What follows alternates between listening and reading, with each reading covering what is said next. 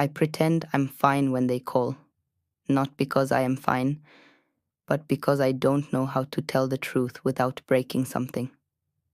The phone rings, and for a moment, my heart forgets how tired it is.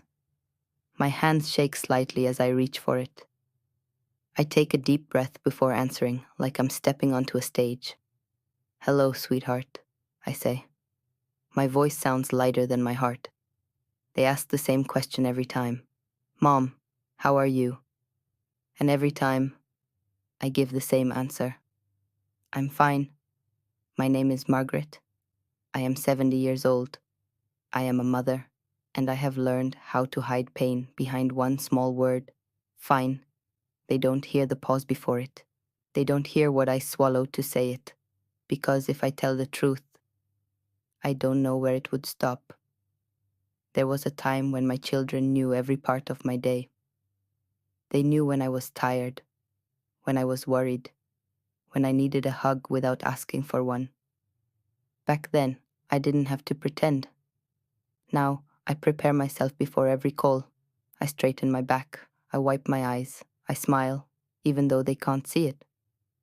Because a mother doesn't want to sound weak. A mother doesn't want to be a burden. And somehow, growing old turned love into silence. When they call, they talk fast. About work, about traffic, about their children. I listen carefully, afraid to miss even a small detail. I hold on to their words like they might disappear if I don't. I want to interrupt. I want to say, "Come visit me. I miss you. I feel lonely at night. My house is too quiet." But I don't. Instead, I say things like, "That's wonderful, honey. I'm so proud of you. Don't worry about me." Because mothers are trained to push themselves last. After the call ends, I sit very still. The silence comes back quickly, faster than before. Sometimes I keep the phone in my hand, staring at the screen, hoping it might ring again, hoping they forgot to say something important, but it never does, and that's when the pretending hurts the most. At night, I sit on my bed and hug my pillow tightly. I imagine it's them, their heads on my shoulder, their arms around my waist, just like when they were small. There were days when all I wanted was 5 minutes alone. Now, I would give anything to feel their weight against me again, to smell their hair, to feel their heartbeat, to be needed. I remember when they were sick as children. I stayed up all night, cold cloth on their forehead, whispering, "Mommy's here." I never thought there would come a day when I would be the one needing comfort, and no one would notice. Sometimes my body hurts in places I can't explain. My knees ache, my back stiffens, my chest feels heavy. But when they ask, "Are you feeling okay, Mom?" I say, "Oh yes, just a little tired." I don't tell them about the days I barely get out of bed. I don't tell them about the fear that comes when I feel dizzy. I don't tell them about the moment I fell in the kitchen and lay there, staring at the ceiling, wondering who would find me, because I don't want to scare them, because I don't want them to feel guilty, because a mother protects even when it hurts. On holidays, I cook more food than I need. Old habits die hard. I set the table the way I always did.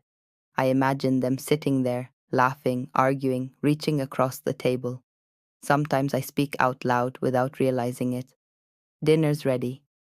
Then I remember, and I eat alone. I keep their childhood photos in a box by my bed. At night, I open it slowly, like it's something sacred. I trace their faces with my finger.